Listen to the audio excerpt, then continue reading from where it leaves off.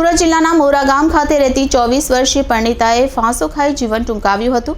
પતિ નોકરી પર ગયો ત્યાર પછી પરિણીતાએ પગલું ભર્યું હતું।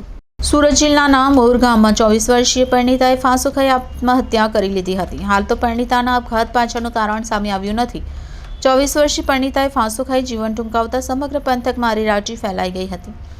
આ પરિણીતાએ 3 મહિના પહેલા ભાગીને પ્રેમ લગ્ન કર્યા હતા। આજે સવારે પતિ નોકરી પર ગયો હતો ત્યારે ફાંસો ખાઈ લીધો હતો અને પતિ નોકરી પરથી પરત ઘરે આવતા પત્ની લટકતી મળી જતા ગભરાઈ ગયો હતો। પત્નીની લટકતી લાશ અંગે પતિએ પોલીસને જાણ કરતા પોલીસ કાફલો દોડી આવી મૃતદેહને પોસ્ટમોર્ટમ અર્થે સિવિલ હોસ્પિટલ ખસેડી ઈચ્છાપુર પોલીસે આપઘાતનો ગુનો नोंधी વધુ તપાસ હાથ ધરી છે।